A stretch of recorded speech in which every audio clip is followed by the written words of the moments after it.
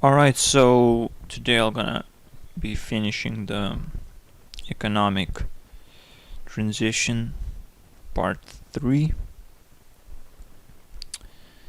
and then I'm gonna be talking about the money 2.0 and how in the third level we're gonna operate, how we're gonna manage the all people being in the third level.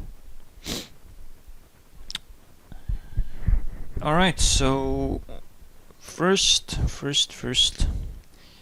let's set up what we're gonna talk about. Gonna talk about Agenda 21. We're gonna talk about knowledge equals freedom.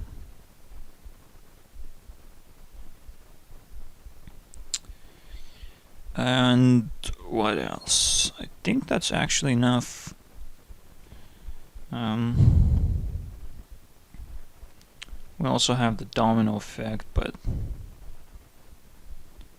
think we can pass on that.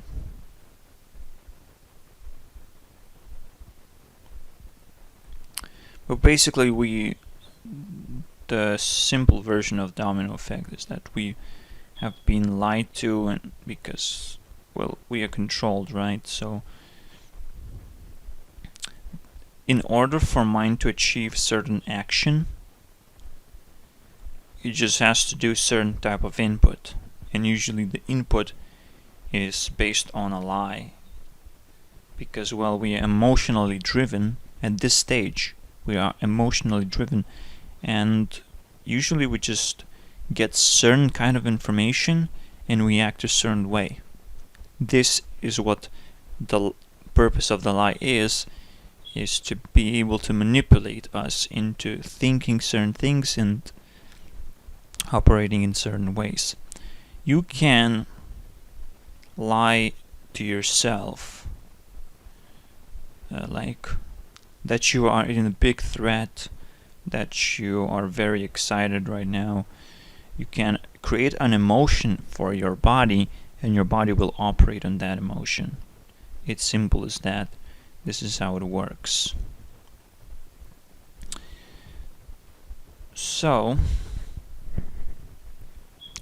what I want to talk about is the Agenda 21, but the basis, what I want to talk about is how can the separation happen in the first place.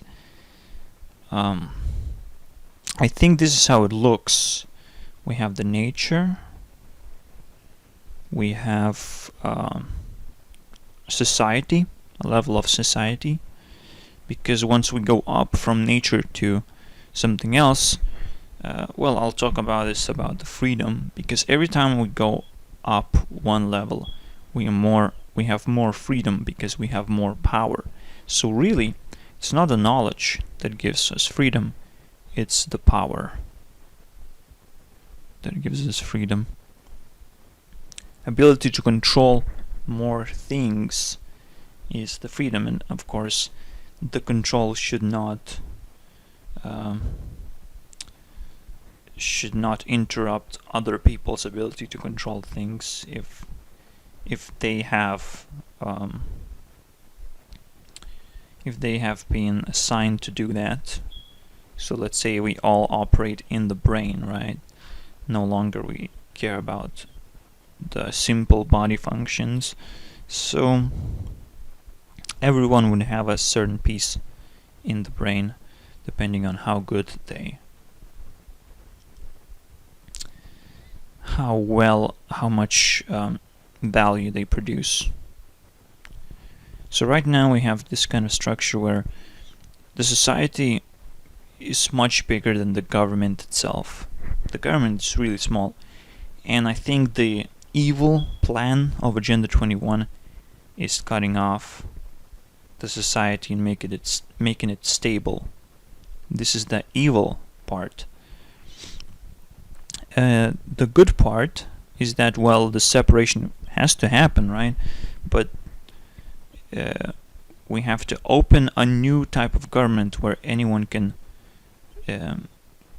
get up into that position, if they meet the criteria, it's not just a closed thing that just sits on top of the society and drains the resources, because, well, there are a lot of resources that go up there. So my big goal is to create such a society that is on top of everything, like the government is, and some people will not like it because, well, they cannot get up there themselves, perhaps, or it's really impossible to actually sustain all the people unless there are more and more technology that replaces the people who producing resources or manufacturing resources. Really, it's all about manufacture of resources. It's not really creating resources, because we drain resources from the nature itself. So once we have the basis and ability to sustain in the society without the need of the rest of the society and how it works in the place of the government, we can simply separate ourselves and find another piece of land and go like this. No longer be a part of what government is a part of, but we would operate all in this place, and this all be mechanized, all be automatic. No one should really care to work there, and no one will be sent to work there. So this is how it would operate. And again, the dark agenda is to actually separate the society that is not needed for the government, and heavily control the society that, you know, that is left. But really, it's just, you know, you can replace it with technology, so why you bother controlling something that is gonna backfire anyways?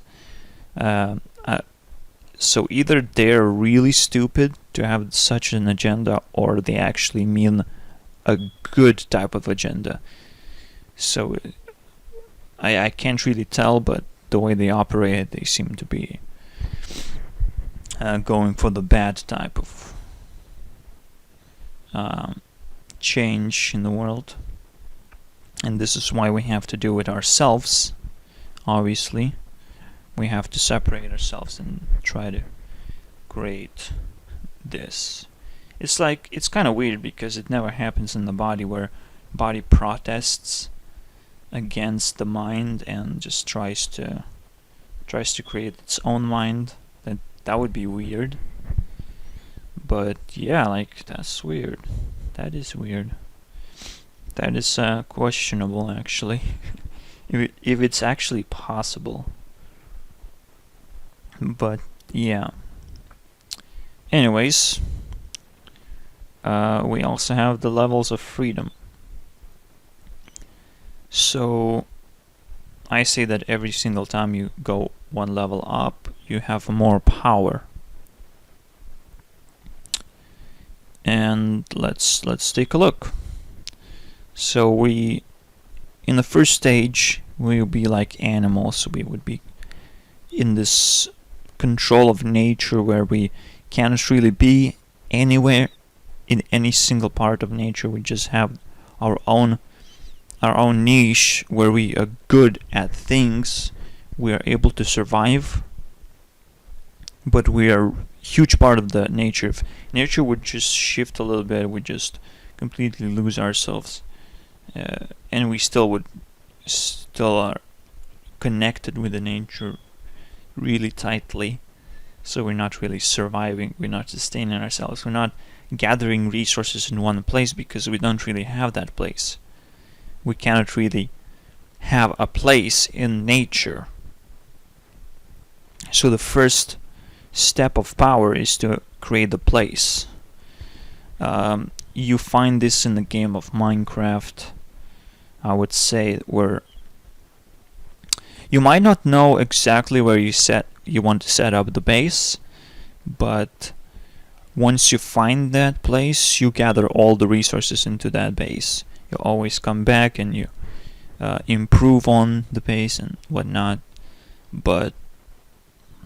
or you always want to come back to the base because, well, it's important. But sometimes you might find a better spot to make a base, so like it would have more resources or whatever. So this is what I'm talking about. This is the way where it's still kind of, you cannot settle down and stuff like that. But once you do a solid setup of the base, you can create a society, you can grow and grow, and then you need a form of control of the society. So you would create something that operates the whole society, but beforehand you wouldn't really have anything. And this is the somewhat stage of like being social and being emotionally driven. So if someone says, oh, danger, danger, we have to prepare ourselves and fight off the threat, well, we would actually all organize. We wouldn't care of who is saying what, but we still try to organize. Like, our body kind of operates on emotions, really. So the same way the system would operate on emotions, emotionally, and the same way where you would get lies from the upper section, which wants to control what happens down there. So again, this just shows how emotionally driven this section is, and it doesn't have emotional stability. Just like in downward section it didn't have survival stability, here we don't have emotional stability. The thing is, like, this section cares about survival, and when we go outside of the survival, we achieve the survival stability because we stand upon that platform, right? So the same way we can go up and up.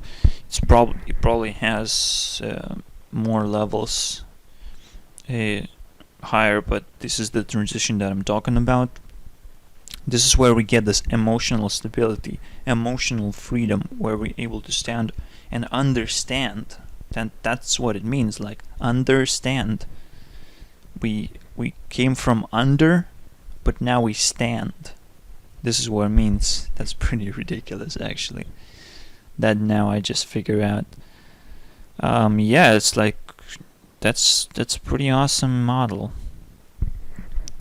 Because that's what freedom these days would mean, that you're able to not fear things.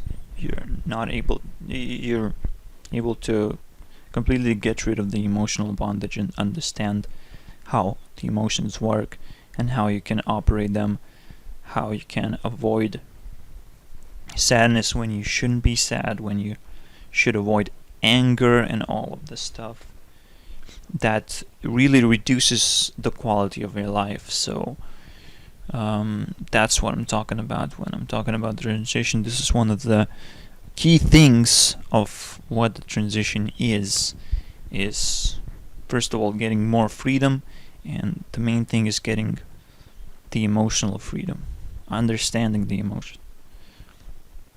Alright, so I think that's it. I'm really glad I could explain it in 15 minutes, because that's the way that I want to make these videos.